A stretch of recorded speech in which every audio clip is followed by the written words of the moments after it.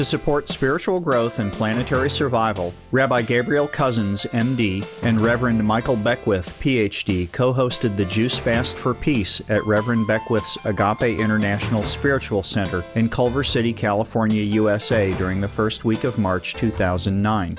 The event was organized to help participants end their addiction to meat and other animal products in order to support their own personal and spiritual growth, while also acting to ensure planetary survival by reducing the emissions of greenhouse gases from the animal industry.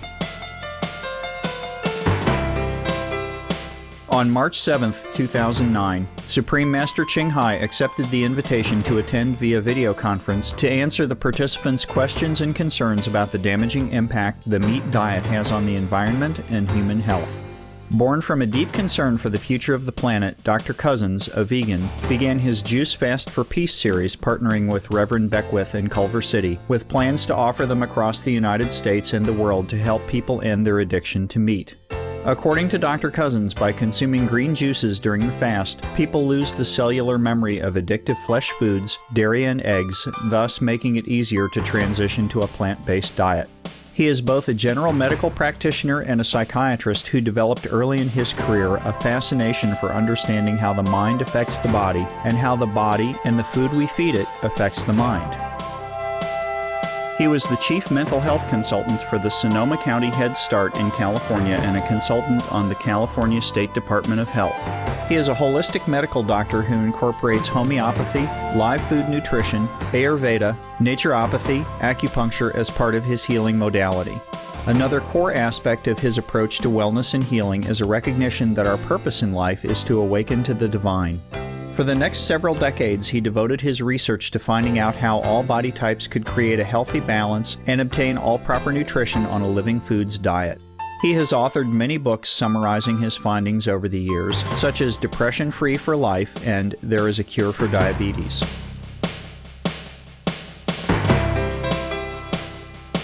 For over 20 years, Dr. Cousens has been leading and perfecting green juice fasts, in which only juices made predominantly from green vegetables are consumed. His goal is to help people become cured of supposedly incurable diseases, such as diabetes and drug and alcohol addiction, while also helping us clear our thoughts and reflect upon our true nature as the children of God. Reverend Michael Beckwith, a vegan, has stated that our purpose on the planet is to wrap our consciousness around the divine treasure within us. He uplifted the fasting participants with daily inspirational talks. He is one of the featured teachers in the international best-selling book and movie, The Secret. His spiritual journey began in the 1970s, where his exploration of Eastern and Western teachings led to his own style of teaching referred to as the New Thought Ancient Wisdom spiritual tradition. It was his vision of a non-denominational spiritual community that led to the founding of the Agape International Spiritual Center in 1986, which seeks to bring all people together into one human family unified in a core value of peace and the spiritual origin of all beings. Each week, around 9,000 people come to hear him speak at the Agape Center. He proactively works alongside other global peacemakers, including the Dalai Lama, and has also been featured on Oprah, an international U.S.-based daytime talk show, and interviewed on Larry King Live by one of the premier broadcast interviewers of our time. We invite you now to join this peaceful and uplifting dialogue between Supreme Master Ching Hai, Reverend Michael Beckwith, Dr. Gabriel Cousens, and the participants of the first Juice Fast for Peace in Culver City, California on March 7, 2009.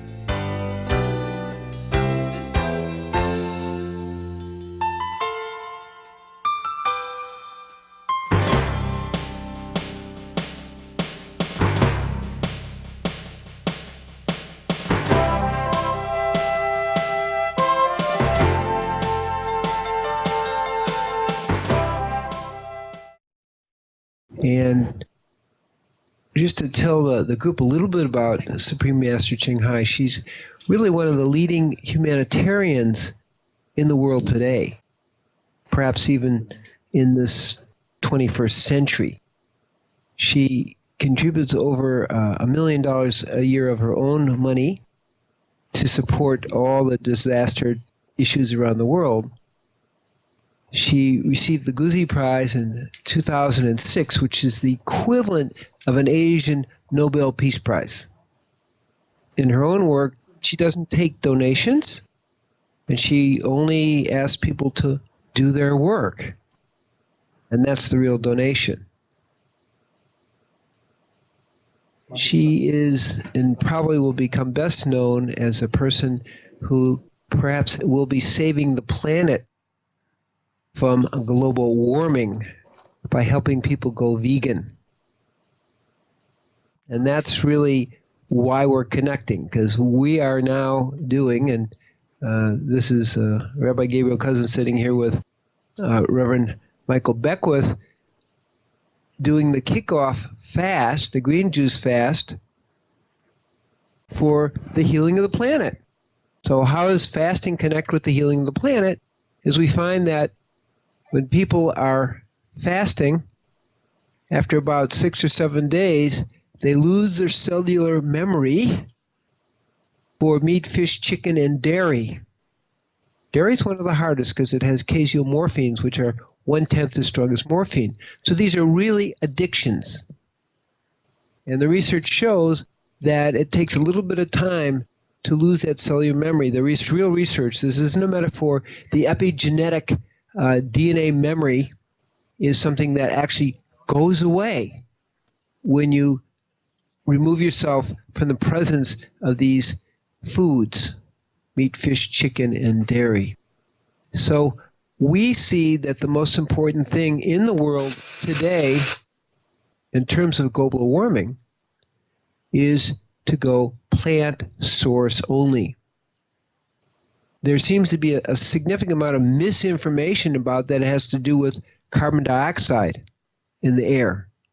That's maybe 9%, according to the research by James Hansen, who was head of the Goddard Institute for Space Research from NASA, that's 9%. The real issues is that 50% of the global warming is connected to methane. And there's no question about that is really a big issue. And that's coming, of course, from the cows. And that's somewhere between estimates. This is all new. People are really just beginning to understand it. Somewhere between 25 or 100 times more potent a global warmer than carbon dioxide. So that's maybe 50% of what's contributing to global warming. And most of that is from animals. A little bit it comes from lagoons where animal waste have been put in, and they estimate maybe 15%. And then the next is the billion pounds per year of manure that gives off nitrous oxide, which is approximately between 296 to 300 times more potent in global warming than carbon dioxide. Now, the other thing that's really important, too, it's about 65% of the nitrous oxide comes from this manure. And then we have ammonia that's connected to acid rain. So we have some real issues going on. What's really important to understand is that carbon dioxide may be in the air for 100 or 500 years or perhaps thousands of years. And again, we don't really know that. So we're not going to get an immediate result. You may get a Prius, but it's going to have to be 10,000 years old before it's going to make an effect. It's not going to really help us. So where we go to and why we're doing this fast here and also in Portland at the end of August, and then New York and Boston and Toronto and Vancouver, is to wake people up to the real issue, which is animal agriculture. The good news is that can stop in 8 to 15 years. That will be out of the atmosphere, particularly the methane. So this is like really good news. We have something that's immediate that we can have an effect. So it brings us back to what we eat determines who lives or dies on this planet. And it has a lot of ramifications because what we're hearing from research experts like Dr. James Hansen is we have a year or two before we hit a turning point. And then we have to understand that we're just organisms on the planet. And if we don't play it right, not only the planet will not do so well, but we, organisms on the planet, will definitely not do it very well. So it's a critical time. It's a critical time for us. And we really thank you, Supreme Master Ching Hai, for leading the world in waking up. Your Supreme Master TV where you have 14 satellites and 60 different translations and over 70 nations, is getting this message out to everyone. We want people to be able to go to a plant source only diet. And that's our game plan, and that's what the world needs. It's really the only practical solution, and it's one we have control over. We don't have to wait to some kind of new invention, electrical cars or whatever. We can do that now. And it empowers us as human beings to be able to do this. So we're just very happy to be working with you. And again, we greet you with great love for the great work that you are doing around the world. And we see us as really brothers and sisters in a very particular way for saving the planet. So thank you very much. I want to introduce Reverend Michael Beckwith, who's going to talk a little bit also about this. And then we're going to do some questions. And we bring tremendous greetings and love from here at Agape for the tremendous work that you have been doing in terms of spreading this gospel of truth regarding the power of the fork. I don't know if I can add too much other than what Gabriel has already said, but that individuals can begin to change the world just through the power of their fork. As he vindicated, we don't have to do much other than to break the addiction of what's been going into our body temple. And then that also, as we do this more and more around the planet, we begin to create a field of individuals who are oscillating together in the field of possibility.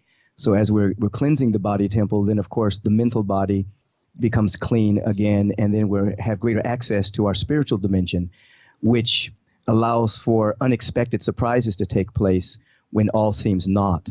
So when we're looking at the scientists giving us these dire reports, which are very accurate and very true from a scientific level, when individuals come together around the planet and break free from the addictions and clean their bodies, become access to the supreme presence of God, which moves us and brings things into possibility that before weren't possible because we weren't vibrating high enough. We didn't have access to that domain. So it all works together for good. Our diet, our clean mind, and our access to the realm of the divine, and then us working together amplifies that field logarithmically and exponentially.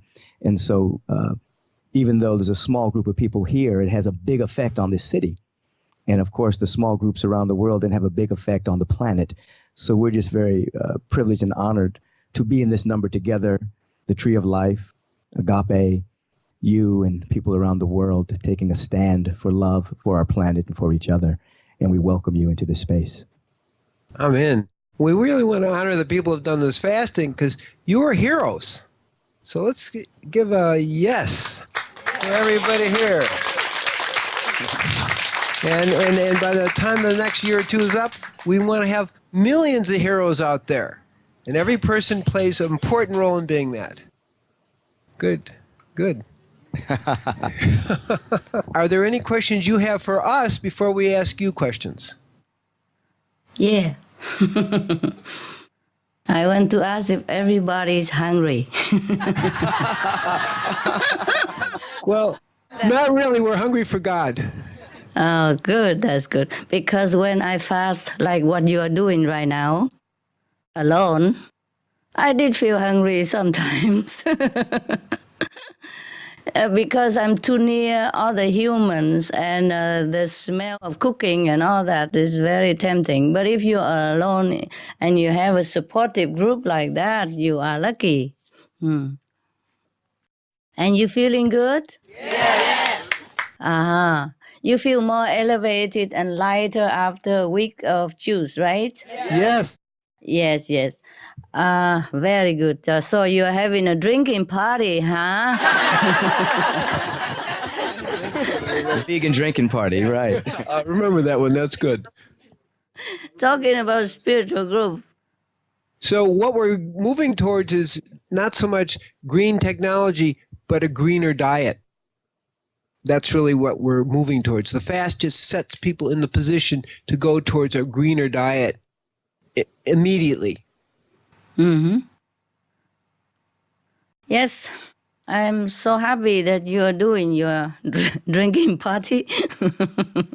Green party, yes. And I'm very happy that all the people there are so brave enough to go there and try. Yes. Or maybe they did it before. Maybe they are juice expert. A lot of people here are new. Yes. This is their first experience, and that's why we call them heroes. Because once you've done it, it's really easy. But before that, you got to overcome your fear, and that's why they're heroes. They are all heroes, even if they have done it before. It's not easy, is it? Just to forsake all the things that you like every day. They're true hero, even if they have done it how many times before, because, the first one is heroic because they don't know what's going to be like. But the one who done it before is also a very great challenge, truly. For me, it was. I couldn't say that it was easy. Sometimes I did it for many weeks, sometimes just 1 week. And in the first few days, it was not too easy. But later, it is better. Yeah, is that right? Oh, that's correct. Absolutely. That's correct. The mind plays tricks on us. I was watching a DVD of some spiritual program, and the man's tie was yellow. And I noticed, this was the third day, and I noticed that my mind started imagining me eating corn. And I just became aware that the mind was doing it on its own. And I was looking at the mind, imagining that it was eating corn. And I had to slap it into some discipline. Yeah, I know. So definitely, it's a little challenging, but with the support of the group and our prayers and what we've been doing, the yoga, the meditation, the support, it's a lot easier for people to make it through. Yes. You are doing the right stuff. The cleansing of the body through 1 week fasting of juice is very, very beneficial to your health, at least. And when you have a healthy body, your mind will be also clear. I gained some of the spiritual elevation through this kind of fasting as well. So I have to tell you, I meditate intensively, and I can feel the level truly rise up. I mean, almost physically, that you can feel it. And it was very rewarding. So I hope all of you or some of you feel the same. Yes. You can feel all the chakra just like rising up and open one by one, like one door after another, tuck, tuck, tuck, like that. Yes. It's almost physical, truly. Could even feel the physical sensation as well. Any of you have that? Yes. Oh, wonderful. Congratulations. Congratulations. And when you go home after today, keep up the same concentration and devotion that you have here with the Reverend and a wise doctor, doctor of the mind as well. Truly, many diseases can be also eliminated this way, huh? Yes, so it cleans up everything. Yes, I'm glad you have done it. I'm glad you have enough courage and stamina to do it. But of course, under the wise guidance is always safer. Hey? Yes. Wonderful, wonderful. I'm so glad you did. Yeah, both of you, the Reverend and the Doctor, they are your benefactor. Thank you. Thank you very much. Very good. Thank you. Good people. Thank you for your support in this whole thing, because we're going to be doing this around the United States and in Canada. Wonderful. So we hope to see thousands of people fasting by the time we're done, and then going vegan. Yes. Which is the punchline. I see. It sneaks up on them. We starts off getting them to fast and clean their body temple, and then we break the news on them. Right. They can actually save the planet by transforming themselves to a plant-based diet. That's right. We operate on the pleasure principle. And as you get into fasting, and particularly as we do the Kali Retra Yoga and the meditation, Shaktipat meditation, people begin to get the pleasure of the divine in their lives. And then that's an encouragement to keep doing it because it feels so good. Yes. You see, once we break through the habit of the conception that we need food every day, we need solid food, we need this, we need that. Once you prove to yourself that I go through 1 week, I could go through another week even, and I fear nothing anymore. After that, you feel a sensation. It's not just about having no food for 1 week, but it's the courage in you will rise up. That, at least for a while after the fast, you feel like you fear nothing. You have such a courage. And that you can do anything. You could, go without food for a long time even. And not to talk about trying to change to vegetarian diet, vegan diet. So you can do many things. You feel after 1 week fast or 2 week fast with juice, you feel like you are invincible. Is that how you feel? Yes. Some of the benefits of a vegetarian diet: lowers blood pressure, lowers cholesterol levels, reduces type 2 diabetes, prevents stroke conditions, reverses atherosclerosis, reduces heart disease risk 50%, reduces heart surgery risk 80%, prevents many forms of cancer, stronger immune system, increases life expectancy up to 15 years, higher IQ, saves 70% of the total cost of $40 trillion for reducing global warming, uses 4.5 times less land to grow food, conserves up to 70% clean water, saves 80% of the cleared Amazonian rainforest from animal grazing. A solution for world hunger. Free up 3.4 billion hectares of land, free up 760 million tons of grain every year, half the world's grain supply, consumes 1/3 fossil fuels of those used for meat production, reduces pollution from untreated animal waste, maintains cleaner air, saves 4.5 tons of emissions per U.S. household per year, stop 80% of global warming. Plus more. Save your life. Be veg. Go green. They feel that they can live by the very word that comes from the mouth of God now. Right. Yes, that's right. Because they can feel that word resonating throughout them. It may be time, if we could, to ask you some questions. We have a list of about 8 questions. Is this a good time to do this? Yeah, sure. Please. Greetings. Your television network has been actively broadcasting about the urgency of climate change and its connection to diet choices. Could you Yes. share with us some of the recent data? Oh, yes, ma'am. Gladly. There's so many news every day showing us how urgent the situation is for our planet and the huge role that our diet plays in saving the planet. Since you asked, I would just name a few. I guess many of them you know already, or you could look up on the internet. But since you've been drinking,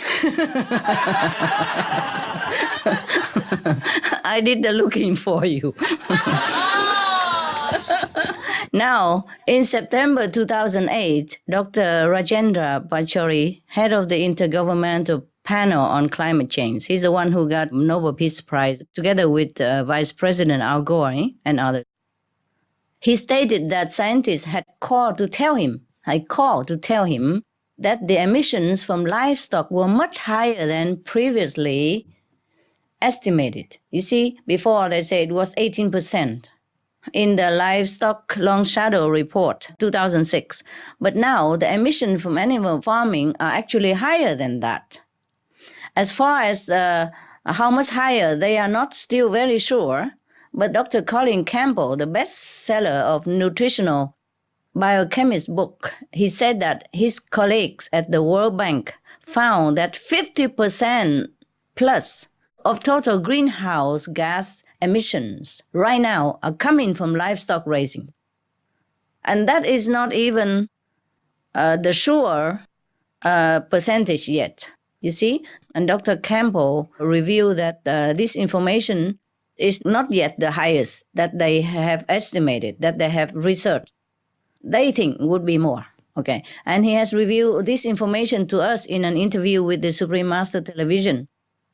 Right now, the climate scientists are telling us more and more that if we reduce livestock industry, we reduce methane.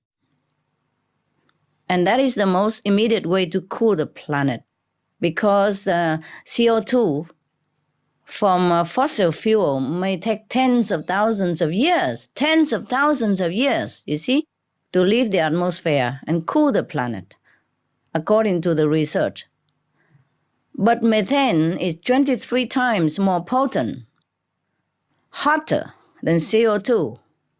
And they dissipate average over 10 years or 20 years. So the latest report from IPCC scientist Dr. Kirk Smith in USA said that methane is a much hotter gas than currently reported. Yes, he said that it could be 60 to 100 times hotter than CO2, average over 20 years.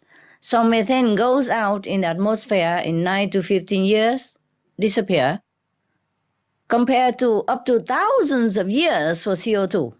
So if methane is reduced, the warming will be reduced immediately. You understand the logic, yes? Because CO2 stay longer in the atmosphere, but methane go and disappear quick.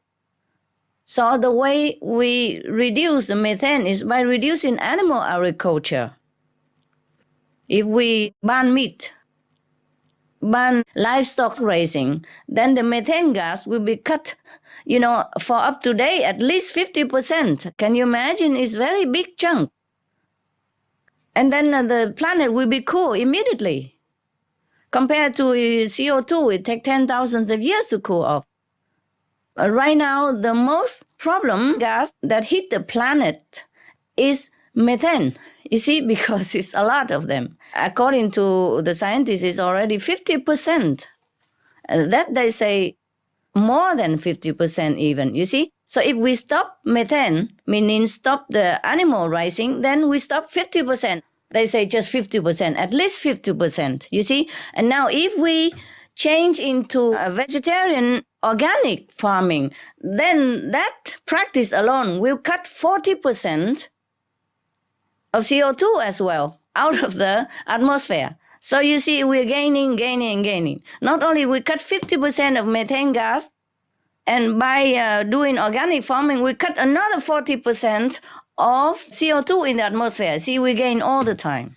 And double together, then of course we cool the planet. I'm not talking about a miracle. I'm talking scientifically and logically, and every one of us and every one of you can go onto internet or ask these famous doctors of climate, see what they say. Livestock are the single largest source of methane. Between 35 and 40% estimate presently of methane emission globally, according to the UN Food and Agriculture Organization. But I think it's underestimated. I'm sure of that, though I'm not a scientist. Because if you add things together, it's not only 40%. Now, this is why Dr. Kurt Smith recommended that the government impose extra tax on meat to change habits. This is a good idea, but I feel it's a little bit slow, but it's better than nothing. It's good for two reasons. Number one, the scientists at Carnegie Mellon University found that eliminating all animal products and eating vegan for one day is 7 times more effective than eating locally grown food for reducing emission. Number two, Food Watch Institute said that switching from a conventionally raised standard diet with meat and dairy to an organic vegan diet reduced 94% of the emissions from our diet. So these are the most recent data that I can update to you. And they are telling us clearly that not only it is very urgent right now, but the fastest way to solve it, the quickest, the most effective, is by reducing the emission-intensive meat industry practice. Thank you so much for listening to all that. Thank you so much for your work. And here in Southern California, there's a drought currently, and talking about water rationing. And what do the experts in the interviews have to say? The expert told us a lot of things, yes. They say that California right now is headed toward the worst drought in California recorded history, the worst drought they're heading to. The Sierra Nevada mountains, which supply much of the rest of California's water, is supplying now 61% of the usual amount in this past winter season. Winter season even. We're not talking about summer yet, when it's dry. California produces 50% of fruit, vegetables, and nuts that are grown in the United States. But the U.S. government has announced that farmers will not be able to buy any water from the state. Imagine this. They supply 50% of your fruit and vegetable, but now they're not able to buy any water from the state. And their state is in the drought predicament because the main source of water for farmer is expected to go dry this year. Greenhouse gases are causing deserts to expand in California. Elsewhere as well, but now we just zoom in California, yeah? Moreover, two of the largest man-made lakes in the U.S., Lake Mead and Lake Powell, will be dry in the next decade, 2021. These lakes and the Colorado River system that fills them provide water to nearly 8% of the U.S. population. Now they're drying. They'll be completely dry soon. So, picture all this, see? Stockholm International Water Institute states that 70% of water is used by agriculture.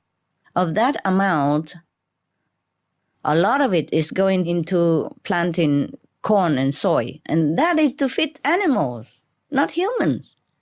That's why we short of water, short of food. It's a waste of precious food, not just our precious water as well. The experts also calculate that 1 kilogram of beef takes 5,000 to 20,000 liters of water to produce, but 1 kilogram of wheat takes only 500 to 2,000 liters of water. That is 1/10, 10% of the amount of water for meat, you see? At a time when we have water shortage and all the reservoirs are dwindling at such an alarming rate, we are truly afraid that even if we don't take shower at all, it will not do much help.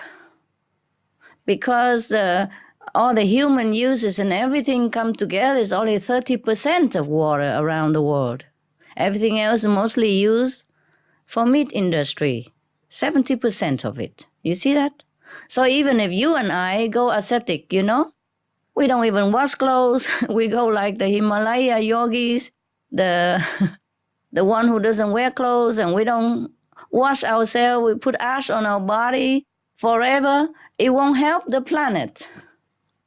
Meat industry should be cut. That will help the planet.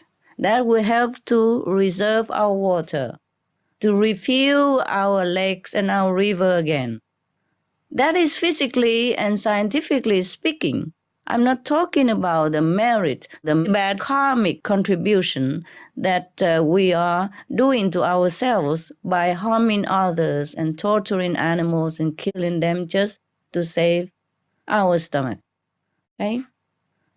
On the other hand, if we forego 1 pound of beef, we can save more water than we stop showering for half a year. Just don't eat 4 hamburgers, and you can shower half a year every day, generously. Can you imagine the big difference like that?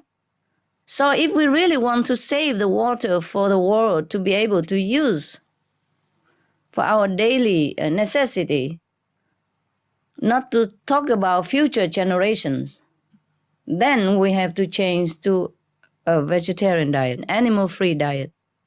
Animal industry must be out. That's it. Thank you.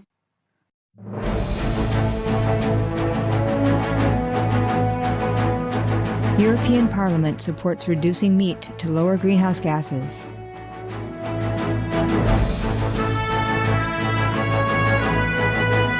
Reduce your meat consumption or stop eating meat totally. During discussions on greenhouse gas reduction goals, the Climate Committee of the European Parliament officially recognized livestock's contribution to global warming and recommended a reduction of subsidies to the livestock industry to curb methane. The European Parliament has adopted its own position on climate change as an institution. And as a Vice President, one of the proposals I have made is in line with your own, which is that we should eat far less meat, because that's one of the major sources of greenhouse gases. We know that the agriculture and the meat production is one of the main causes of gas emission, and so it's very clear that the ratio per habitant of meat has to decrease.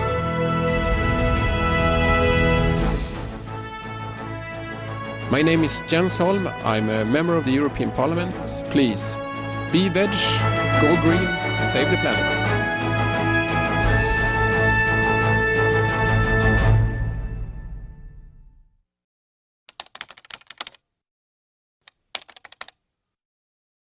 Beautiful question. Beautiful question. Beautiful question, yes.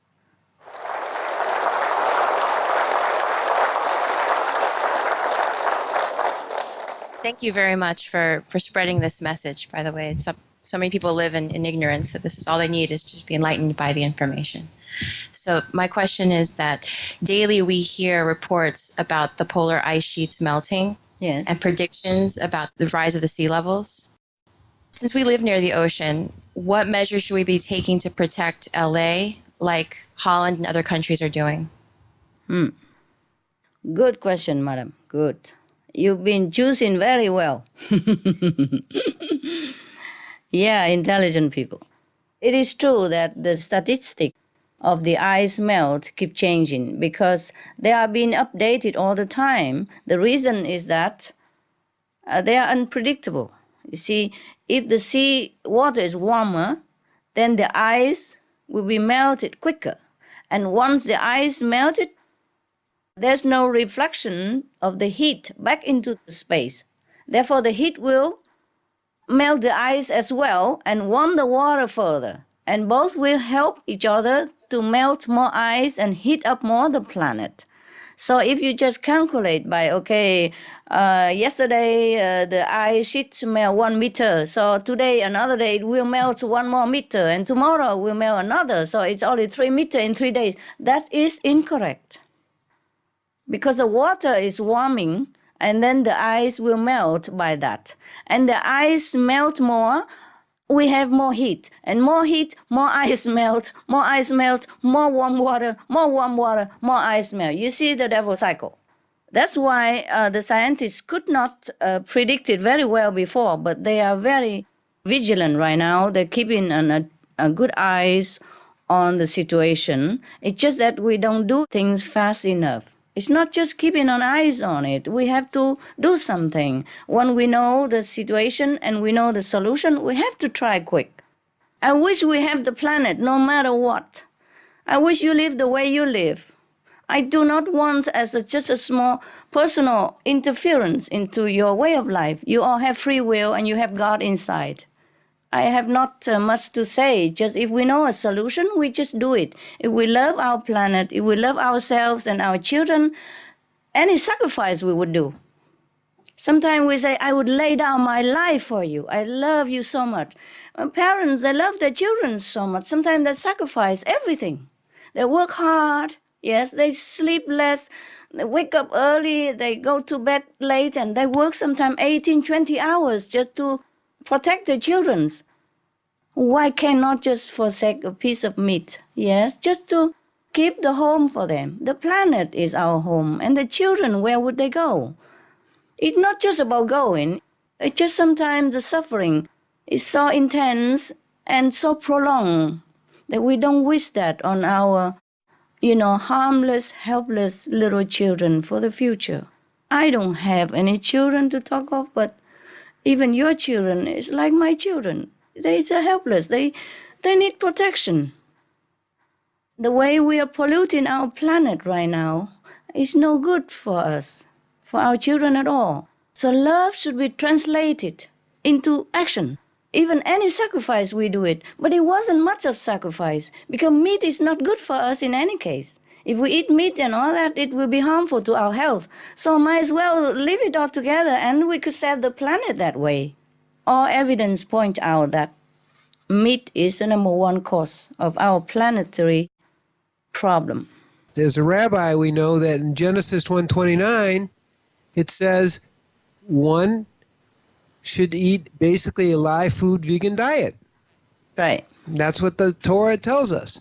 As a Native American sun dancer and connecting to the white buffalo woman who gave the peace pipes to the Native American nations, the teaching is that everyone should be vegan.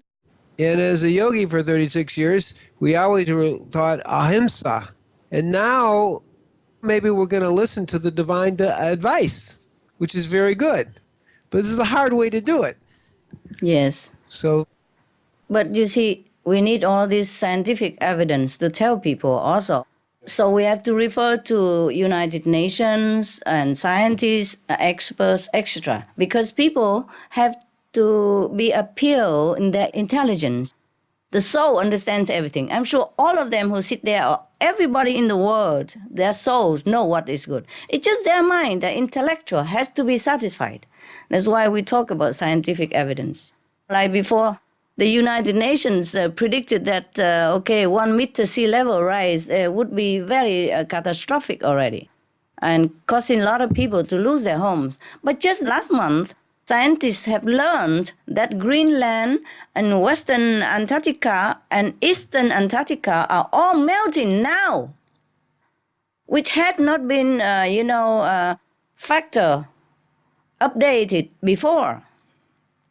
Based on these findings, one scientist at the University of California, Santa Cruz, predicted a 5-meter sea level rise. And then another study say, no, that's not it. If all the Antarctica were to melt, which is melting now, if they all melted, then the sea level could rise up to 70 meters. Yeah, 210 feet. That's a lot. 21 floors. Can you imagine that? Where are we going with this kind of rising levels? Even if we dig a hole, nowadays they have something like, they make the hole, the tube ready for you like a room, and then you can put it in the earth to, to protect yourself from climate change, from gases and all that. But how we protect ourselves in this case, when the sea level rise 70 meters and bury everything in its wake, and no more food, no more agriculture, nothing, no animals even to eat. Even if we want to eat meat, there will be nothing left for us. So, you see, how can we take measures to protect Los Angeles, California, not from rising sea levels, but also other similar consequences of global warming?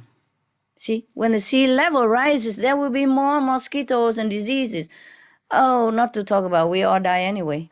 Not only the ice, you see, but also the permafrost will melt, which could potentially release billions of tons of methane gas from underneath, or hydrogen sulfide.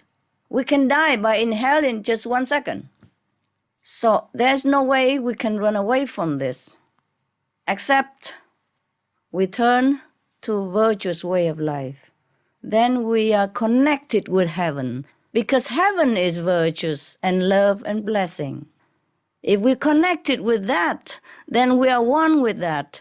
Then we are protected ourselves, because we are one with heaven. Heaven is all-powerful, almighty. If we are connected with that almighty by being heavenly, having heavenly quality, then we back to our original source again. Then we are connected. Then we are also part of the Almighty. Then we are blessed and protected. I see no other way we can protect ourselves at all. If the sea were to rise, if all the gas were to be released from permafrost and underneath of the sea and from everywhere else, that's it. So now we come back to your suggestion that we have to go back to heavenly way of life.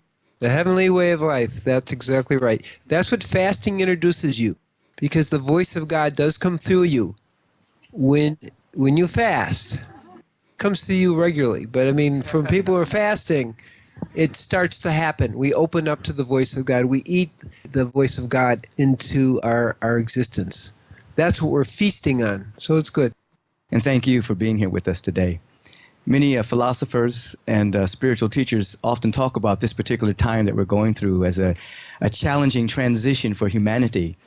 Yes. That possibly lead to a tremendous spiritual evolution and elevation and awakening. What are some of your thoughts about that?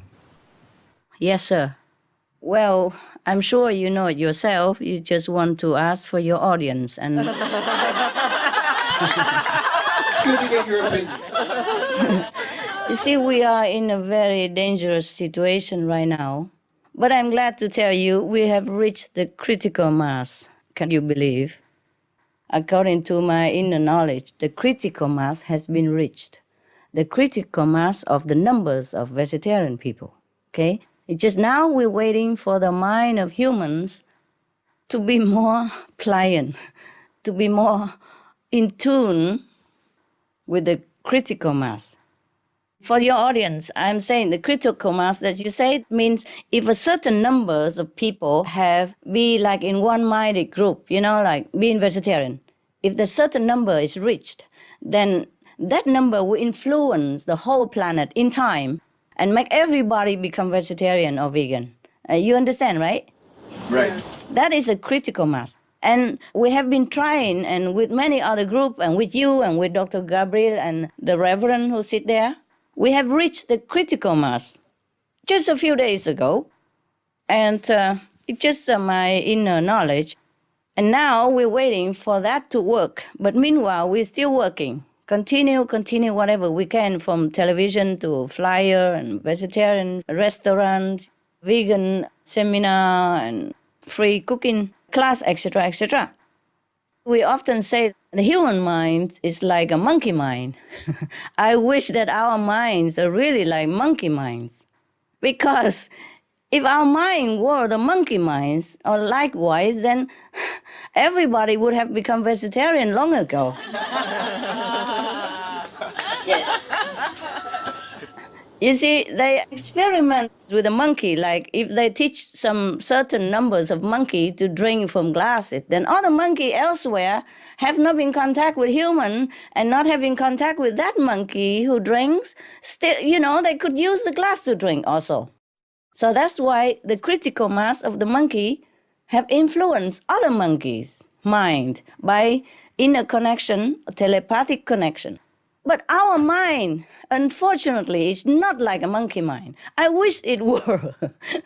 Then we can influence quicker. Now, if this critical mass is working, and I suspect it's working, just a little bit slower than we want, then maybe we will have the mass of the planet going to have vegetarian diet, compassionate attitude quite soon. I hope it's in time so that we can save the planet before we reach the point of no return. And so I also beg you, all of you, the hero, the saints, the yogi there, please do something to help. Just pass out information, convince whoever you can. Yes, and everybody really does make a difference. Like I have a cooking show every Sunday. I cook very simple. I teach kids to cook. But it influences some millions of people. That help with the critical mass. That's why I do it. Yeah, even just a cooking show like that. So you could do even more than just a cooking show the way I do. Yes, you Americans. Americans are mighty people. Yes, in 200 years, they built the powerful nation on the planet. They go to the moon. They went to Mars. And they're going to see the next, planet that they guess exists in the galaxy. They already suspect that there exist many peopled planets. And they're going to find it. I'm sure they will. So the Americans can do a lot of things and have a big influence in the world. I count on you. I count on you. Wow, thank you for that beautiful answer. Thank you. My name is Annie Jubb. Annie, yes. And I'm into the raw food movement as well, eating fresh raw fruits and vegetables and so on. Bravo. Thank you. Your TV program goes all over the world to 60 different languages, and you're talking to different governments. What response do you get from world governments about this idea of reducing animal products to affect global change? what positive things are happening with the governments? Good question. It's happening. It's happening. I wish it's happening faster, but at least it's happening. You know, sometimes when I hear like, okay, the European Parliament admit that meat diet is cause for global warming, and they will reconsider to cut subsidies for the meat industry instead, and they give it to the organic farmers, etc. I jump around in my room and say, wow, my God, it's happening. I know it's just a small step, and we are impatient because time is urgent and our days are numbered. I know that. But every time like that, I jump. And my dogs just was so panicky. They run around me, licking me all over and ask me, what's wrong, what's wrong? I say, no, I'm happy, don't worry. So I hope you're not jumping. I'm going to tell you something. Okay.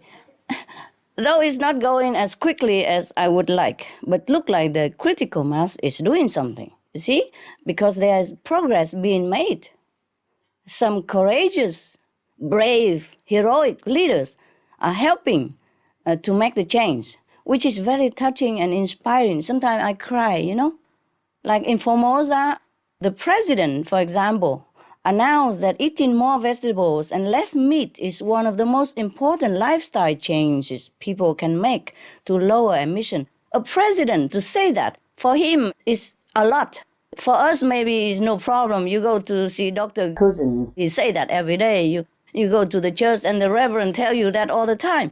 But for a president, you understand the political pressure he has and the unprecedented announcement that he made, never made before in history of human or Taiwan or China. For a political leader to say that is truly brave and truly is a very big step. And then his wife, the first lady of Formosa, she also set an example, you see, for the children by reading aloud an article, how to curb global warming, eat less meat, more vegetables and fruits, you see, as an effort to reduce emissions. Finally, over 1 million people in Formosa took a pledge to lower their meat consumption by signing their petition. In the United States, I guess you know already, the Hawaiian House and Senate unanimously passed a resolution asking that vegan and vegetarian meal options to be provided in Hawaiian schools. Yes? Very good. Another one, as a part of its new climate action plan, Cincinnati, Ohio was the first U.S. city to encourage less meat in order to stop global warming. It's some steps, you see. And in Europe, Germany's environment minister visited Brazil to help enact stricter regulations for preventing deforestation for meat that being exported to Europe. And Jens Holm, member of the European Parliament, has been working to get measures adopted in the European Union that recommend reducing meat to lower greenhouse gases emissions.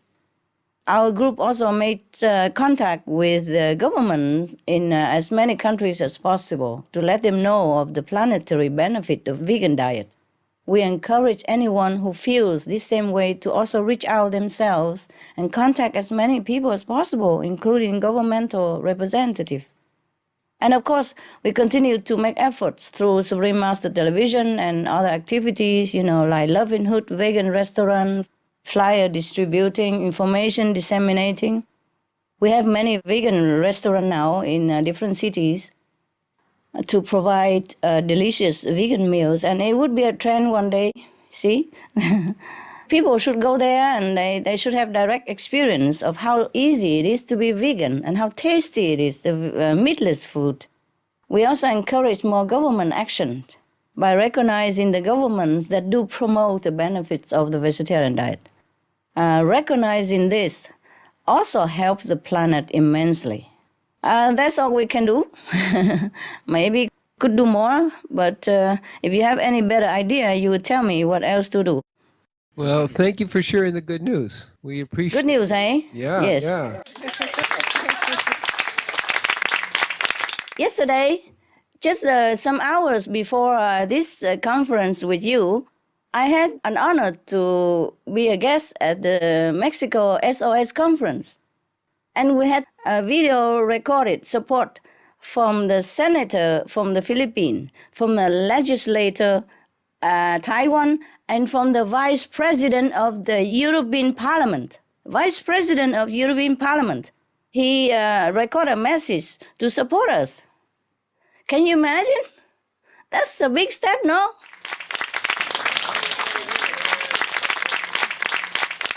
Yeah, it's slow, but I wish more leaders would be so courageous like them. It will happen. It will happen. Oh, thank you. Thank you for your blessing. Hi, my name is Nature. Thank you for your work and your inspiration and your love. Hi, love. And scientists are telling us now the reductions in CO2 emissions will take over 1,000 years to bring about planetary cooling. So it seems that we need to do something immediately to cool the planet.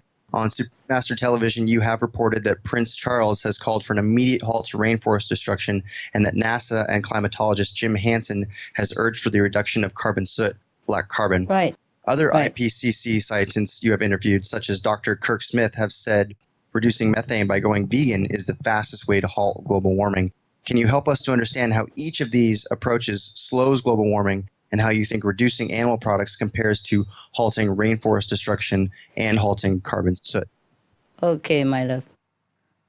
All the things that you mentioned above are necessary. Preserving the rainforest, stopping the carbon pollution, and being vegan. Yeah. But being vegan is our top priority because, as I have also mentioned a little bit before, that this provides the most immediate cooling through actions that can be taken by individuals because we are a big group on the planet, you see.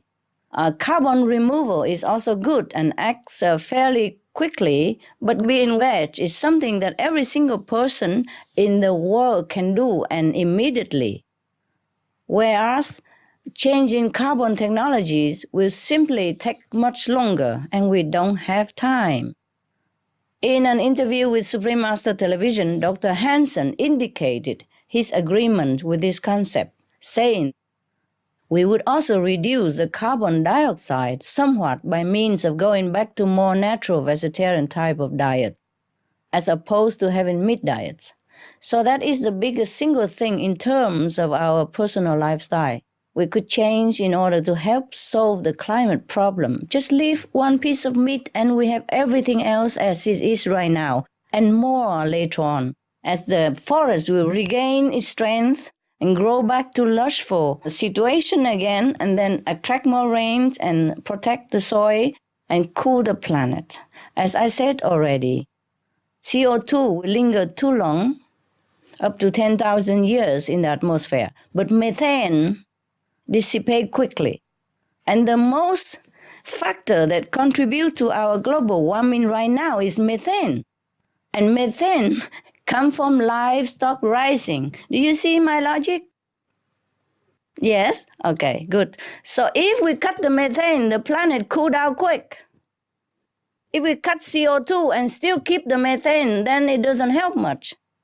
Besides, we cannot cut CO2 that quick because we don't have other technology invention right now to replace the one that we are having. How many electric cars you see running on your United States street yet? How many? Maybe 1, 2, 3. Huh? How much CO2 does it cut? Not much. But the methane pollution came from livestock raising. So if we stop that, no more heating. No more heating of the planet. Because if we stop livestock raising, that means stop also forest clearance. It's because most of forest clearance is for planting stuff for animals. So we water the plant from the root is the best. If we cut meat diet, everything else cut. No more transportation for meat, no more deep freeze for meat, no more manure run off into our rivers and contaminate our river. And because of that, we have to use more chemical to clean it. So we just give more and more chemical into our body. And then if no more meat, then no more forest clearing. Then we don't even need to plant trees that much. The forest will recover itself, as we have seen in some area. Just leave it alone. Nature will take care, truly. All we do is just work with nature, and nature will take care of everything. God doesn't put us on this planet to die. God provides everything already. It's just we overspend. We do not heed the advice of the Bible. In the Bible, God say, I made all the herbs in the field, plants that bear fruit. That shall be your food. I made also all the plants for the animals. That shall be their food. God never say, I made animal for you to eat. It's so clear. I wonder why nobody saw it. God even say, do not kill all the she-goat and the he-bullock to make offering to me, because your hands are full of innocent blood. Repent yourself. Do not kill any more innocent lives. Otherwise, if you pray, I turn my head away from you. No? Are there such things in the Bible? Yes, it's in the Bible. Reverend, tell me. I'm not making it up. I think it was Isaiah. Absolutely. You've quoted it absolutely. The rabbi just told us it was Isaiah. Wow, he knows it by heart. But I know it's there because I read it when I was young. I was a kid. I read the Bibles. I sleep with it. I don't probably remember as much as the Reverend does, but I do know. I do know that God do not tell us to eat meat. He say, meat for the belly for the meat. God shall destroy both meat and them. Do not be among meat eater and alcohol drinkers. Not to be among them even, not to talk about being one ourselves. So in all kind of direction, religious, scientific, and health, meat is a no-no. So from now on, we have to realize that. And please tell everybody else. I know you know it already. Please, just don't be just a vegetarian. Be a heroic vegetarian. Be out there. Tell people. Do something. I need your help. Thank you. Fantastic advice. Some of the tragic tolls of alcohol. 2.3 million alcohol-related deaths per year worldwide. Cost of alcohol-related illnesses. $186.4 billion in the United States. Up to $210 to $665 billion globally.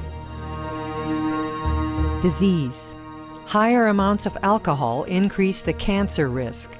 Even half a glass of wine daily increases the risk of mouth or throat cancer by 168%. Cancer of the liver, breast, colon, esophagus, rectum. Liver disease. Cardiovascular disease. Metal toxicity. Brain damage. Amnesia and dementia. Brain shrinkage. Organ failure. Heart, liver, kidneys, stomach, pancreas, eyes. Birth defects, mental retardation, fetal alcohol syndrome, stunted growth, facial deformity, sudden infant death syndrome, miscarriage. Alcohol-related violence. Child abuse, 50% of cases. Violence toward loved ones, 30% of cases. Violent acts, 40 to 80% of cases. Suicides, 20 to 50% of cases. Plus more. For more urgent information, please visit www.suprememastertv.com/killers. Hello, I'm honored to be in this exchange, and it's an opportunity that I enjoy. Hi, love. My name is Ray Fred. Hi. Many people say that we can just stop eating beef and we can switch to chicken and fish instead and lower our emissions. What would you respond to somebody considering that as a choice? You agree to that, sir? No, I just hear a lot of it. how would I respond to someone who is going that route? Switching to anything at all other than a purely plant-based diet will not really help at all. This is because of all the things I mentioned above, and first of all, eating both fish and chickens does not significantly reduce the global warming at all. Eating chicken, for example, chickens that are grown for food are a huge source of antibiotic arsenic poison and fertilizer runoff, which increases pollution and global warming effects. For example, in the United States alone, the Centers for Disease Control report that 76 million cases of foodborne illnesses are reported each year, with poultry, the chicken that you mentioned, triggering more cases than any other food group even. Sometimes these are also life-threatening, or they can leave permanent damage in the person. So there really is no reduced cost for eating something like chicken. As for fish, overfishing of the seas has already resulted in imbalances such as the so-called dead zones everywhere in the sea that do not support life. Dead zone is the area of sea, sometimes as big as Texas, that no life in there at all. No fish, no shrimp, nothing live in there because there's no oxygen. The reason is overfishing. You see, there's another condition called acidification, where the lack of certain fish has contributed to higher ocean acidity, which in turn reduces the capacity of the ocean to absorb CO2. And the ocean is a very complex ecosystem, where every living thing has a unique function. So removing even a small fish for humans to eat creates an imbalance in the sea. In fact, we are already seeing an effect of this imbalance on marine mammals. As the ocean became warmer and warmer and more acidic, more toxins are present in the water. The whales and the dolphins are thus being driven from the ocean as conditions worsen. They are suffocating them. Sometimes hundreds at a time, they're, dying on the beach because they cannot tolerate this, toxic condition in the seawater anymore. What do we think? Why the dolphin and the whale beach on the sand? You think they go there for vacation? See, they die hundreds at a time because they cannot suffer anymore the water in which they live. Water means life to them, but now water become poison. So they had to go out. They go out, they die. They stay in the water, they die. They come to the beach, but it doesn't help them either. They die either way. So even though fish and chicken may not have the obvious carbon impact that other animals do, everything is interconnected. And there's no way to say that consuming these things result in lower carbon price to the earth at all. Thank you. And, yes, sir. And according to scientific research, chickens are very intelligent. They have DNA almost like human. And fish as well. It have been proven that fish also intelligent. They communicate with each other. They can talk. They lead a very, very organized, very, very intelligent life. Even ants are talking to each other, according to new scientific discovery. They talk to each other in such inaudible languages that is recorded by the sophisticated scientific apparatus. So even ants, they're intelligent. Look at the way they build their city and their palace. We could not do that compared to our size. They're building, like a skyscraper by their own hand only. But they talk to each other even. Even ants talk to each other. Fish talk to each other. They do lead intelligent life, and they all have souls, consciousness in them. Anything God puts on earth is for a purpose. We should not kill anything. We should not eat anything except plant-based diet. Thank you. Beautiful, beautiful. Thank you. Hello. Hello. Thank you so much for your leadership. Thank you. The human condition is to feel separate, yet our souls are perfect. How do you suggest to align more with the perfect spirit instead of the human conditions? Yes. Good question. That's why you have the yoga class over there. Yes. The doctor and the reverend is teaching you how to be aligned again with yourself, with your great self, because you are great. You're not the human who sit there and looking helpless and feeling you don't know anything. You know everything. As long as you connect yourself again with the storehouse of wisdom and switch back on your great almighty power, then you're one with God again. Of course, we have forgotten. That's why we need to meditate. We need to retrain ourselves for a while. After a while, you will know that. You are that. You are one with God. You will see yourself not as a body, but as brilliant lights like thousand suns. You can see yourself like Almighty, one with the whole universe. You will see all that and more. But we need to reconnect ourselves in one way or another. If you have found a way to reconnect yourself through yoga, prayers, anything, that's good. Please continue to do so.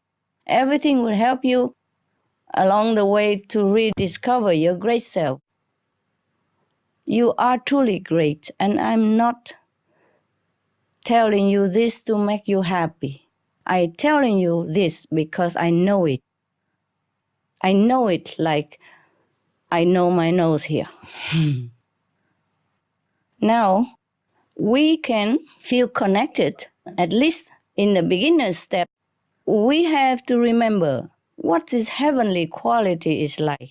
Okay, loving, selfless, unconditional caring for others. We begin to do that.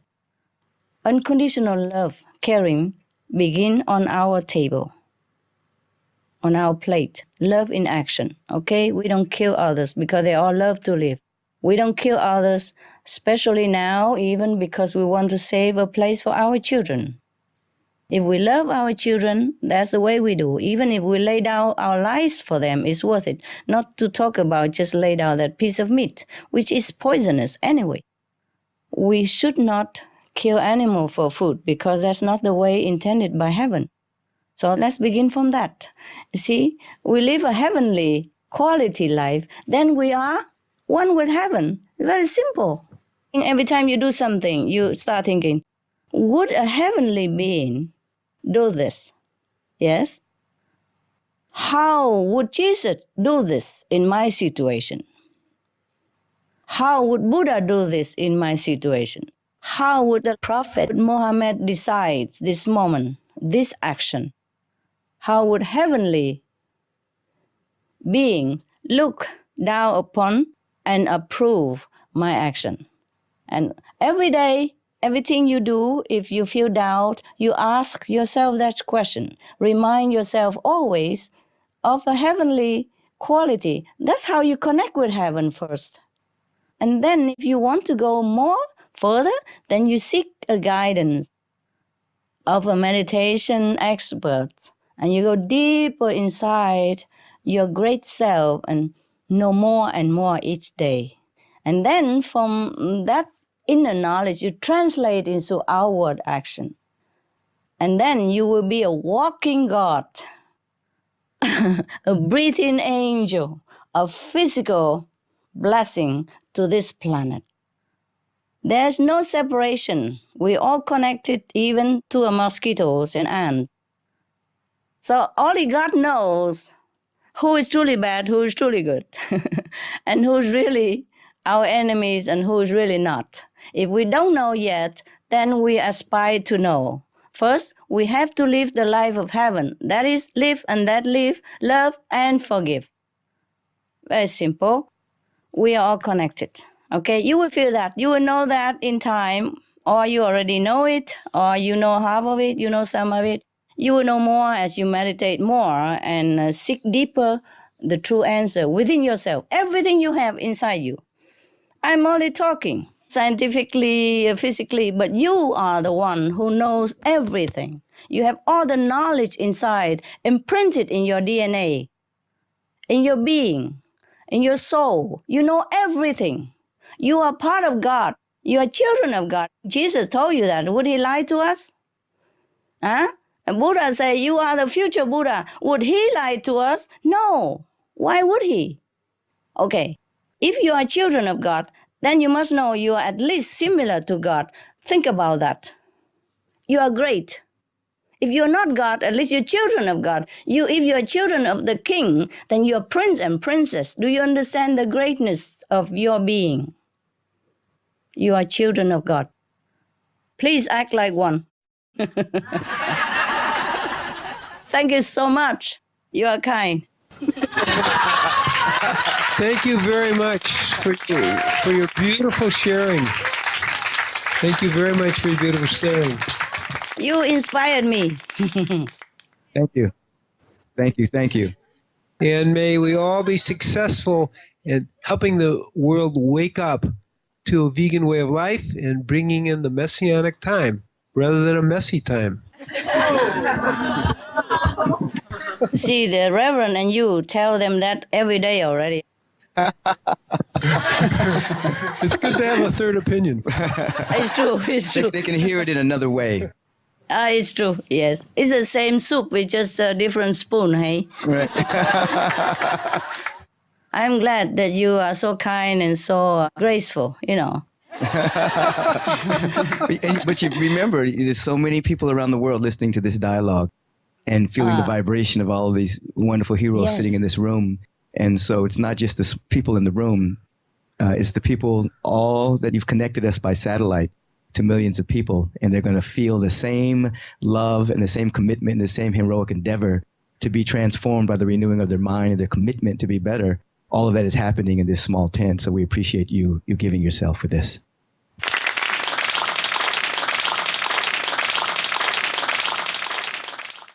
This is my wife that's about to say something. Oh, hi. Hi, thank you so much. You've really touched my heart. Thank you for the best half. Thank you so much. So my question is this. It's a very simple question, but it's kind of hard for me. So I might get a little teary. And maybe because I've been fasting, so I'm close to my inner self. What's inside, you know? Uh-huh. This has to do with my mother. It's good to cry. It's good to cry. It's cleansing. Yes. It's a celebration, though. Yes. So it's a celebration. So my mother is 83 years alive. And she's a beautiful person, and she came to live with us about 3 years ago. And she's a very strong woman, beautiful soul. And when she came to live with us, she was a big woman. She wore size 18 clothes. Yes. And she walked into our home, and we have a meatless home. We didn't eat meat in our home. Oh. And she couldn't stop eating meat, but she ate it less. Understand. So now she's like size 8. Oh. You know, she's size 8, and she's really 10 size now? Yeah, she's really thin in her body, and she's very feisty and strong. And she eats meat very little. You understand? My question is this. What can I say to her?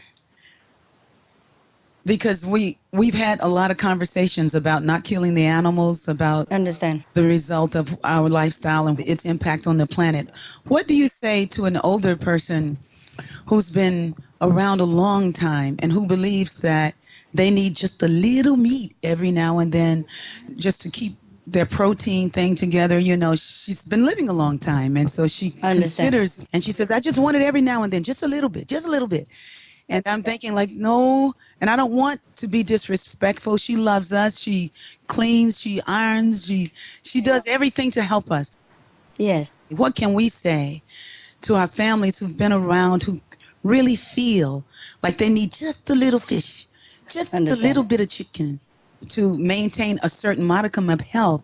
She does the beans and the rice, and she's getting there, you know, but maybe you're such a great teacher. I know you can tell me something. And then we can have a look at this on television. Thank you. She is your mother. You see, it's difficult to tell your mother what to do because she used to tell you what to do. Yes, I am lucky because I didn't have to tell my parents anything. They automatically know what I'm doing, and they just volunteer and they just did it, you know, all by themselves. Quit smoking even. I think we just don't buy meat. Yes, if that helps. Some of the diseases related to meat consumption and/or production: swine flu, Ebola reston virus. Cured meats and fish increase leukemia risk in children. Antibiotic-resistant superbug infections from a strain of Staphylococcus aureus. Blue tongue disease, E. coli, Salmonella, bird flu, mad cow disease or Creutzfeldt-Jakob disease, 90% of the population at risk. Pig's disease or PMWS, listeriosis, shellfish poisoning, preeclampsia, Campylobacter, Clostridium difficile, diseases hidden in healthy appearing livestock. Some of the costs of meat eating. Infertility. Eating just one serving of meat per day increases the risk of women's infertility by 32%, with additional meat consumption increasing the risk. Heart disease. Over 17 million lives lost globally each year. Cost of cardiovascular disease is at least $1 trillion a year. Cancer. Colon rectal cancer. Over 1 million new colon cancer patients diagnosed each year, more than 600,000 colon cancer-related mortalities annually. In the United States alone, colon cancer treatment costs about $6.5 billion. Millions of people are newly diagnosed with other meat-related cancers every year. Diabetes. 246 million people are affected worldwide. An estimated $174 billion spent each year on treatment in just the United States. Obesity. Worldwide, 1.6 billion adults are overweight, with 400 million more who are obese. Costs $93 billion each year for medical expenses in the United States alone. At least 2.6 million people die annually from problems related to being overweight or obese. Environmental. Use up to 70% of clean water, pollute most of the water bodies, deforest the lungs of the earth, uses up to 43% of the world's cereal, uses up to 85% of the world's soy, cause world hunger and wars, 80% cause of global warming. Plus more. Some of the costs of milk consumption. Bacterial microbes, pesticides and enzymes found in cheese derived from the inner stomach linings of other animals. Up to 80% of the calories in cheese are from pure fat. Breast, prostate and testicular cancer from hormones present in milk. Listeria and Crohn's disease. Hormones and saturated fat leads to osteoporosis, obesity, diabetes and heart disease. Linked to higher incidences of multiple sclerosis. Classified as a major allergen. Lactose intolerance. Plus more. For more urgent information, please visit www.suprememastertv.com/killers. Some of the tragic tolls of tobacco. 5.4 million smoking-related deaths per year worldwide. Cost of smoking-related illnesses. $96 billion in the United States alone. Light and mild cigarettes just as harmful. Causes cancer and diseases in animal companions. Speeds the aging process. Toxic residues of third-hand smoke. Heart disease, coronary thrombosis, cerebral thrombosis, kidney failure. Cancer, lung cancer, esophagus cancer, kidneys cancer, bladder cancer. Chronic obstructive pulmonary disease. Emphysema, bronchitis, stroke, impotence, additional harms for secondhand smoking, childhood arteriosclerosis leading to heart attacks and strokes in adulthood, sudden infant death syndrome, infertility, miscarriages and premature deliveries, childhood asthma, bronchitis, ear infection, cleft lip or palate, hyperactivity and aggression in asthmatic boys, circulatory problems in women. Plus more. For more urgent information, please visit www.suprememastertv.com/killers. You can give her the information to read herself without telling her. Just let it, laying around like carelessly, and maybe she pick them up and read it, and then if she thinks she decides it herself, maybe she feel more self-respected, and not lose face, to the young generation who knows better, and she knows that, but she doesn't want to accept. You see, you have to know she lives all her life until 80. She knows a lot of things. And even though she knows it's not right, but you are a daughter, you understand? That's why I never told my parents or my relatives anything. And then it works by itself. Okay, there's one more thing. You can print all the information. Don't have to be like Supreme Master Television or my name, nothing. Just print the info from our suprememastertv.com. Without title, without where from, nothing. Just scientific fact that we collected there for you. Or if she wants to watch the Supreme Master Television now again, you can show her, because every Tuesday we have a Stop Cruelty show. And it shows terrible fate of the chickens. I'm sure if she's seen that, her compassion, because she just saw a piece of meat in the supermarket, she cannot relate to the suffering of the animals. But if you show her this, because you can download them all free of charge, We had many shows already back, so you can download many, and just now and again you let it run and you go kitchen, do something else, and then maybe she watch it, or you just leave it there, she watch it. You download it and you put it on a disc or something, and then you say you want to watch it, because you missed it or something.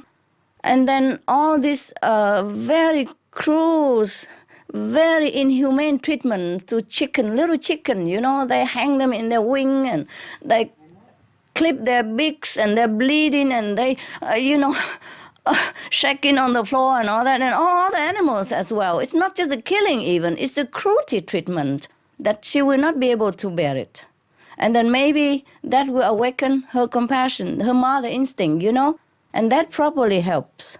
Yes, it's very difficult for a daughter, even a priestly daughter, to tell her mother what to do. We have a saying in Vietnam, say, the Buddha at home doesn't respond. Thank you.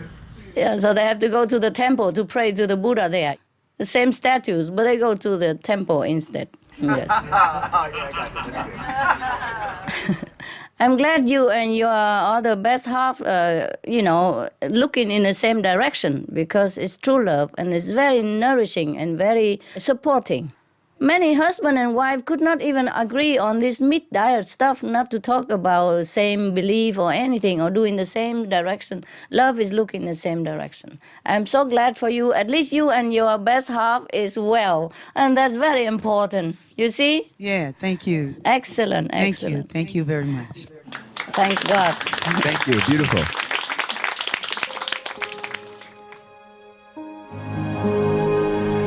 Vegetarianism and religion.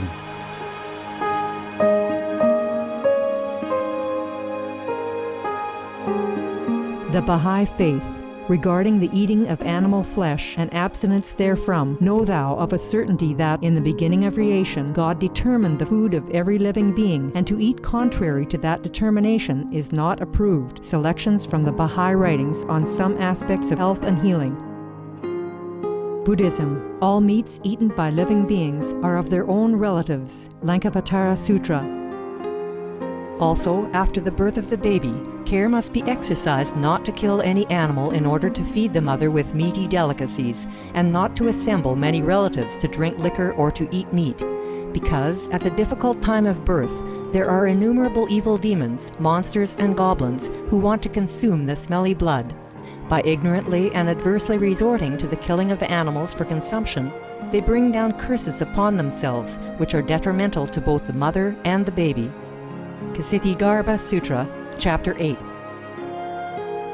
Be careful during the days immediately after someone's death, not killing or destroying, or creating evil karma by worshipping or offering sacrifice to demons and deities, because such killing and slaughtering committed, or such worship performed, or such sacrifice offered, would not have even an iota of force to benefit the dead, but would entwine even more sinful karma into previous karma, making it even deeper and more serious, thus delay his rebirth to a good state. Karma means retribution. Ksitigarbha Sutra, Chapter 7. Cao Dai, the most important thing is to stop killing, because animals also have souls and understand like humans. If we kill and eat them, then we owe them a blood debt. teachings of the saints. Christianity, meats for the belly, and the belly for meats. But God shall destroy both it and them. Holy Bible. And while the flesh was yet between their teeth, ere it was chewed, the wrath of the Lord was kindled against the people, and the Lord smote the people with a very great plague. Holy Bible. Confucianism. All men have a mind which cannot bear to see the sufferings of others. The superior man, having seen the animals alive, cannot bear to see them die. Having heard their dying cries, he cannot bear to eat their flesh. Mencius. Essenes. I am come to end the sacrifices and feasts of blood, and if ye cease not offering and eating of flesh and blood, the wrath of God shall not cease from you. Gospel of the Holy 12. Hinduism. Since you cannot bring killed animals back to life, you are responsible for killing them. Therefore, you are going to hell. There is no way for your deliverance. Adalila. He who desires to augment his own flesh by eating the flesh of other creatures lives in misery in whatever species he may take his birth. Mahabharata anew. Islam. Allah will not give mercy to anyone except those who give mercy to other creatures. Hadith. Do not allow your stomachs to become graveyards of animals. Hadith. Jainism. A true monk should not accept such food and drink as has been specially prepared for him involving the slaughter of living beings. Chitrakalanga. Judaism. And whatsoever man there be of the house of Israel, or of the strangers that sojourn among you, that eateth any manner of blood, I will even set my face against that soul that eateth blood, and will cut him off from among his people. Holy Bible. Blood meaning flesh. Sikhism. Those mortals who consume marijuana, flesh, and wine, no matter what pilgrimages, fasts, and rituals they follow, they will all go to hell. Guru Granth Sahib.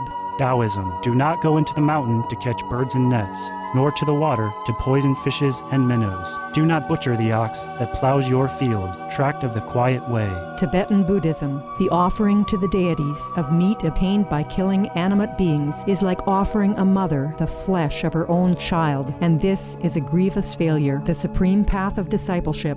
Zoroastrianism. Those plants I, Ahura Mazda, or God, rain down upon the earth to bring food to the faithful and fodder to the beneficent cow. Avesta. Everybody knows that vegetarian diet is good for health and to save the planet.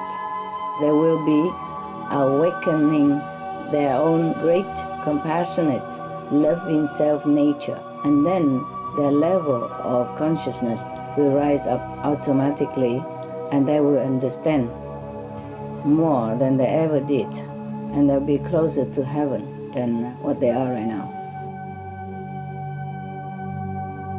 You've answered all the questions.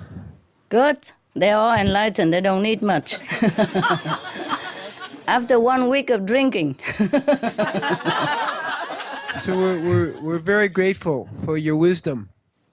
And again, bless you, bless everyone here, that we continue to inspire people to be vegan. Thank you. Save themselves and save the planet. That's good. That's Amen. good. Thank you so Amen. much. Yes. Have a good time still. We really appreciate your take on the critical moment that we're in and how we passed the critical point. We do it And now together. this can be amplified through the wonderful work that we're doing. Thank you for being here with us today. Yes, we're doing it together. You know, even though you have been telling them the same thing over the week or many other time, but good food we can eat again and again, huh? Yes. Okay, guys. Remember, you are God-like. Peace and blessings. Yes. Blessings. Yes, God bless us. Remember, you are God. Also bless us, okay? Bless the planet. Yeah. Bless the planet with your power. Yes? Ciao. Ciao. Love. A lot of love. You beautiful people, beautiful people. Thanks for having me. Thank you, Doctor. Thank you, Reverend. Thank you, the other Reverend. Thank you. Love you all. My God. Beautiful. Thank you.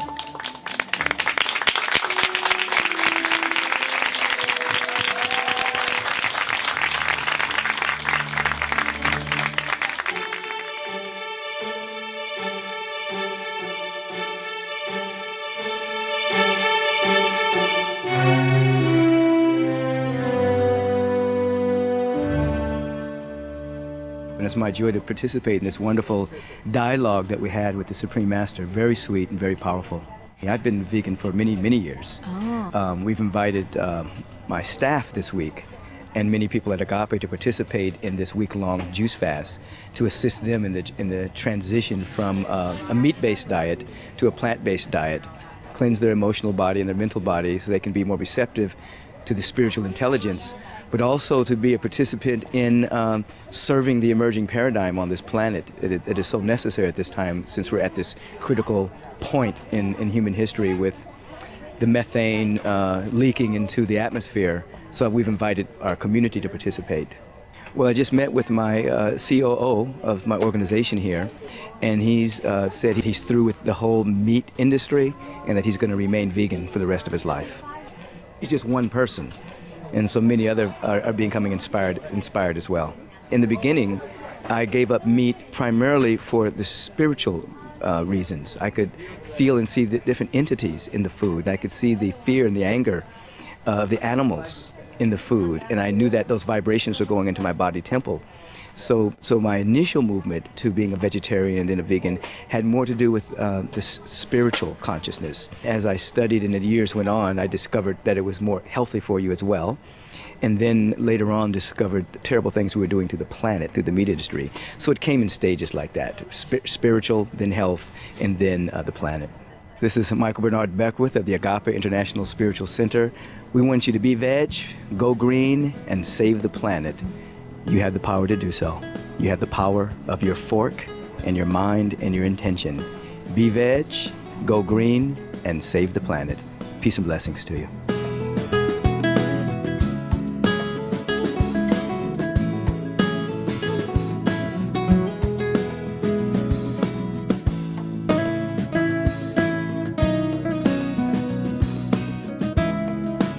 I think she's such an inspiration, and she's got such a great sense of humor too, and she knows her facts. She really knows everything. I'm really inspired just by her genuineness. She's got an absolute incredible message, and we totally inspire that way of life. But just to hear it, she's very uplifting and definitely there for all the people, all the animals. She's great. I really appreciate Mr. Ching Hai on a lot of levels. First of all, her open-heartedness and her strong commitment to saving the planet and saving the humans on the planet and the animals on the planet. That's really comes through very powerfully, and we very much appreciate that because that's what we're doing. And the synergy is wonderful to behold. I very appreciate the fact that we can get our message of being vegan and going green, and let's say going green diet, not just green ecology, but green diet, your inner ecology, out to the whole planet through Supreme Master Ching Hai's incredible TV network. And so we're really pleased. I mean, it was really good. I felt she was dynamic, real, open, and really we had a good time with her. Be veg, go green, and save the planet.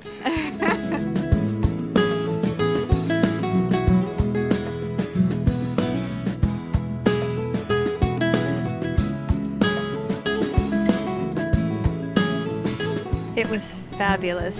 I was delightfully surprised. It's just so amazing to see that so many people on the planet right now are really tuning in to this, what needs to happen, and that it's such a huge movement. And her authenticity and spontaneity, it was just an education of it. I've heard the talk afterwards. There were vegans born in the tent today. Literally people changed and just said, I cannot eat meat anymore. So it's very exciting. Hello, Supreme Master Ching Hai. Thank you so much for your work. And everyone, we can be veg, go green, and save the planet.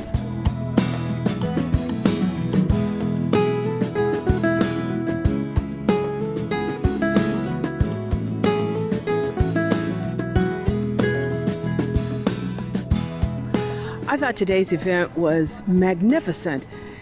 her humor, her kindness, her generosity of thought, her wisdom.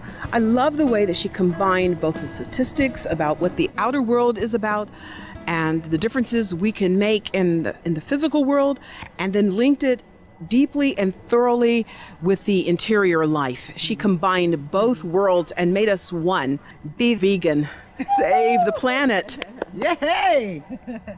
I was obviously very, very inspired by the beautiful way of the Supreme Master. Thank you so very much. You are just magnificent.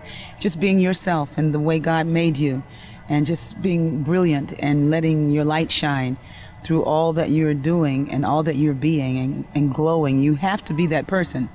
That's who you have to be in order to be it so well.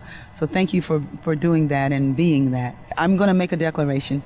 I'm going to go really, really vegan and not even eat those good old cookies that might have a little egg in it.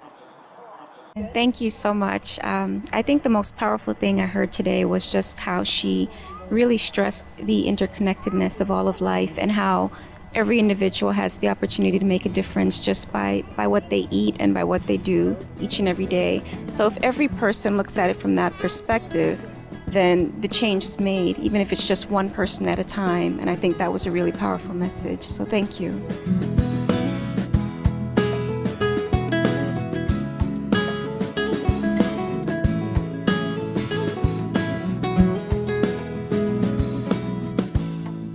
Really happy to be here. This is the first of the Juice Feast. We're traveling across the country. We're organic vegan live food chefs. We do a lot of work at the Tree of Life Cafe in Patagonia, Arizona, with Dr. Gabriel Cousins. This Juice Feast here is really kind of setting the sort of tone for bringing people onto a vegan diet. What we're looking at is reducing the methane, reducing global warming. So we're really happy to be here and to be sharing with people and inspiring people. We're both teachers and chefs, so we have programs at the Tree for conscious eating, learning how to prepare organic vegan live foods. We have a conscious eating program that runs pretty much every month throughout the year. I've been doing organic vegan live foods for about 11 years now.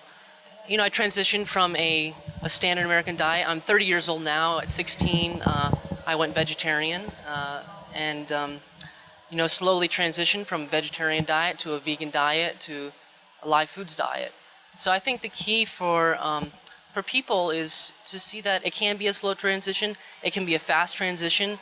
It's really kind of tuning into your heart and feeling what feels comfortable for you and opening your heart to these ideas and this change that can occur on all levels, spiritually, mentally, physically, and globally, planetary, with the environment.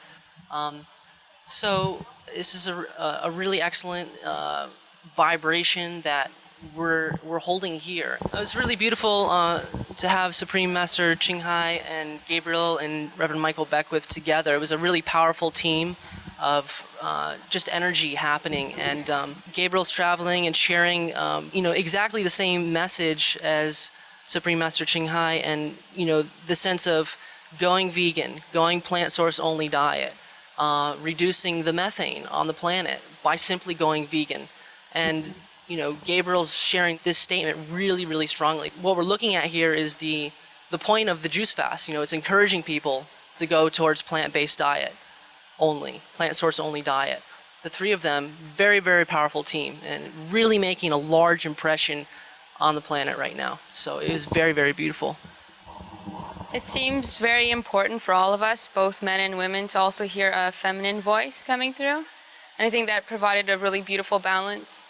Both Michael and Gabriel are very well-balanced beings as well, and they can present both sides of it, and it's really beautiful to see strong women being able to participate and also offer such depth to everyone watching. So definitely three people to keep up with. We definitely support, you know, this idea, and we're sharing this ourselves. You know, be veg, go green, and save the planet. And save the planet.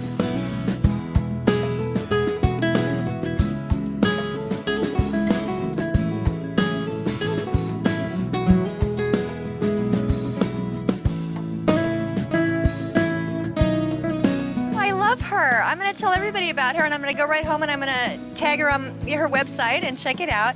She has a darling sense of humor. Her message is totally kind and loving. I loved her sense of humor, and I absolutely adore her. I think she's great. She was so inspiring to me, too, because we're all kind of doing the same thing, but she's like connected in with the satellites and the international, and she's talking to governments and rocking it. I just loved her. She's absolutely adorable.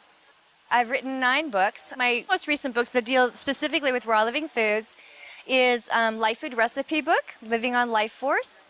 And that's just kind of a handbook for how to follow this program. And then a very scholarly work, which I published in 2005. And it's called Secrets of an Alkaline Body, The New Science of Colloidal Biology. They're all on Amazon.com. If you really want to know the science behind how this works, how it really turns around these diseases. One of the easiest things that anybody can do, personally, is just to be eating a plant-based diet. It's easy on the planet, it's easy on your body, you'll live a long time. One of the big problems, besides just the absolute inhumane cruelty that goes on in factory farming animals, the runoff from those places is just polluting all of our groundwater, our precious, clean, underwater ground tables, and this deforestation, and not just on the land, but also in the oceans, these dead zones, which she mentioned today. These are very, very important. This can be healed now. We're at a critical threshold. We can heal it now. It's going to take a little while. But it's going to take about half the planet to shift onto a plant-based diet, and that is totally doable, especially when they get the information behind it, and if more television, broadcasts are aimed at this. And I see in the next 100 years, we're really, really changing the way that we advertise, the way that we think about things. It's a really wonderful time to be alive on the planet right now, and I think this is one of the coolest lifetimes to be here, because we are going to see this change in our lifetimes. Well, I really love the raw food movement because it goes a step beyond vegetarian and veganism, which is very important, and it goes right to the source of that life inside of us. They have these really cool cameras. You can take a picture of a person or an orange or a tree or any living thing, and you can see this amazing technicolor rainbow of light that's surrounding it. This is the sense of life food nutrition, right? That's why I call it life food. It's anything that has that aura, that rainbow around it, which any living thing does. Now you take a picture of an orange and it's got this enormous energy field of color and energy around it. But if you take a picture of something that's dead, like an animal product, there's nothing there. It's like a red, nothing. And in fact, it even is red too. If you look at the subatomic level underneath some of these microscopes and you look at what disease looks like, it's like that. It's neutral. There's nothing moving there. Anything that has a life force around it has enough energy. It has energy in it that's going to gift you energy. Whenever we cook that apple, all of the enzymes in it die, and so the life force in it dies too. You take a picture of a dead apple next to a live apple and you can just see what you're missing. Another important distinction is organics, right? If we got the whole planet to shift to organics, we would just be doing so well. So organic food has between 50 and 70% more nutrient, more vitamins, and especially minerals than non-organic food. Why we're having so much disease on the planet today is because we're missing minerals. Not only are they cooking it out of the food, but it's very poor farming practices. So you have this range when you work with nature rather than working against nature. And of course, if you know what non-organic means, it's kind of a nice word, but it really means we're putting a ton of pesticide and poison. We want to kill everything but the crop. We want to kill the birds and the bees are having such a hit right now too. The bees disappear and we're all out of here.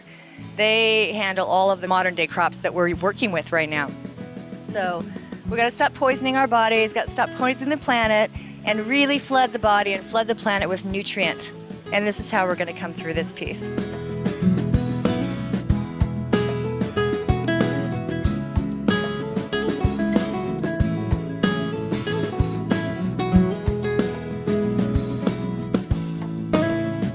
Hello, I'm Hannah, and I am so excited to be here today and to see Master on TV. And I actually recently went to a Lock restaurant, and that's where I was introduced to her. And I also read your book.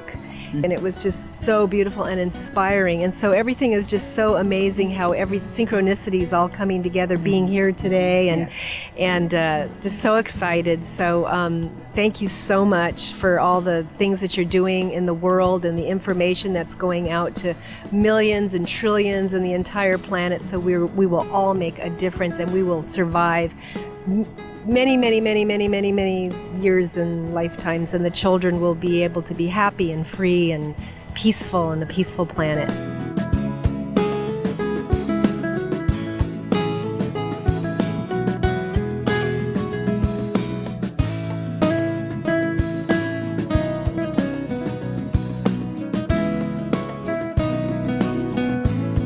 Oh, she was fabulous. I was surprised at how sweet and kind and funny she was. It felt like she wasn't in our living room. It was a really amazing experience of hanging out with her for a few minutes.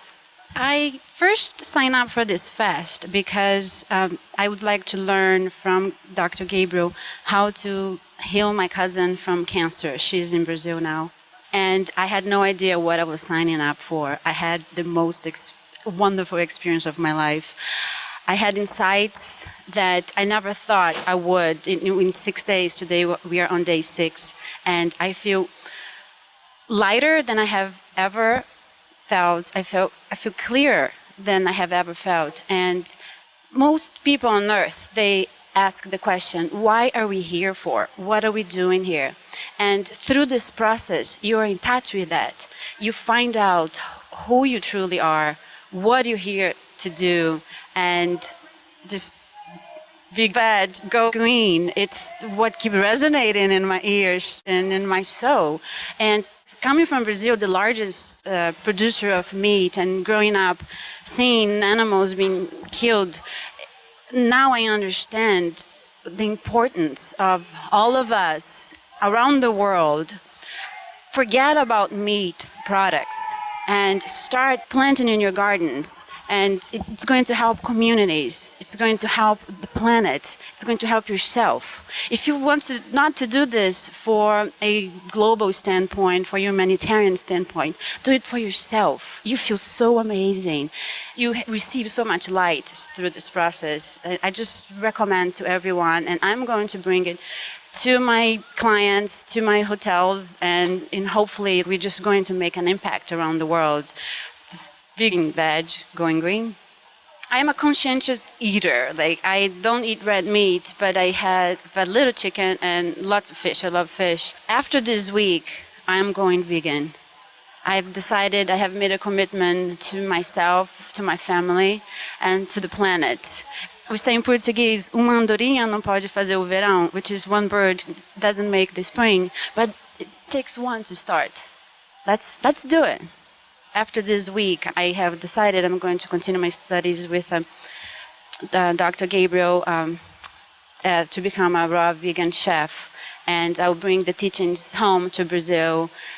In the next 2 weeks, we already started a chain with my family. For 40 days, we are going to do a spiritual fast, starting with 7 days of food fast, just juice fast, and moving on just to really connect with spirit. And during this 40 days, we are bringing this element now, which I just found out that this is for the planet, not only for yourself, for your body. It's going to be amazing from now on, because Brazil is going to wake up. That's my mission. I realize it's a huge problem by producing all this meat that is polluting all this ocean, breaking down forests to plant food for animals.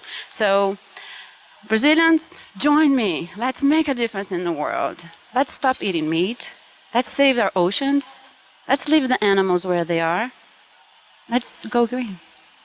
Supreme Master Ching Hai, thank you so much for your teachings, for your work, for everything you shared with us today. As a Brazilian citizen, I am here now, I know, to join you, Reverend Michael and Gabriel Cousins, on this journey to cool our planet through this movement. I have committed my higher self and my physical body to work on this movement. So God bless you, God give you strength, and just a wish there were more people like you in the world. So you are my teacher now, and I will learn from you. I learned tremendously from you today, and I was shocked with the facts. You have a follower here. Be veg, go green, save the planet.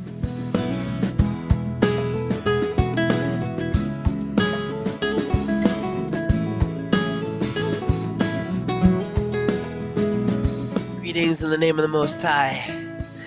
What I'm doing here on this planet is I am transmuting and shape-shifting the entertainment industry through the cartoon world, through the movies, through music. I have a band, Sipes and the People. Most people know me because of my voice. I'm the voice of Cartoon Network. I do all the promos, like coming up next is Pokemon. But also, bigger than that, Beast Boy on Teen Titans. I'm the voice of Beast Boy, which he talks like this, and he's the first ever vegan, vegetarian superhero. Kids love him, and they learn from him, and they become vegetarians and vegans themselves. Because Beast Boy speaks of, hey, I've been those animals before. I am those animals. I don't want to eat myself. So it's a very ninja way of communicating this message of becoming a vegan vegetarian, which ultimately will happen little by little within everybody, because that's how we're going to survive. I've been a vegetarian since I was 12 years old, a vegan now 7 years, a raw foodist 4 years now. So it's an evolution of basically being attracted to the things that make me feel good. So the cleaner your diet, the better you feel. The higher your vibrational frequency is, the more you can instantaneously manifest everything you want. And that's what I tell kids as I travel around the world. I'm going to New Zealand next week, and I'm playing shows with my band Sipes and the People, which is a band that also carries the message of becoming aware that you're everywhere and everything, including the animals, and you wouldn't want to kill yourself because ultimately it hurts. In New Zealand, Australia, Germany, I'm going to these 3 places and playing music, and I'm doing interviews and signing autographs for the cartoons, and I get to communicate this message to the kids. It's mostly about getting to the youth, because they already know. If you tell a kid, hey, this is what's going on with animals, this is the repercussions of what happens, and when you put this in your body, they're like, oh, I got it. I'm a vegetarian, and they tell all of their friends. So it's a very amazing, quick process with kids. The diet has everything to do with it, because we are what we eat, and it's that precise. Not only are we what we eat, we are who we hang out with, the music we listen to, the movies we watch, the TV shows, the clothes you wear. Association is everything. That's why the entertainment business is so important. What we hear and see is how our minds work, which then therefore creates our reality. God's everywhere and everything. And as a family, as a global unit of conscious individuals, we together, our power is magnified 1 billion times as we come together. And now is the time we're coming together. So enjoy the ride. I'm in it with you.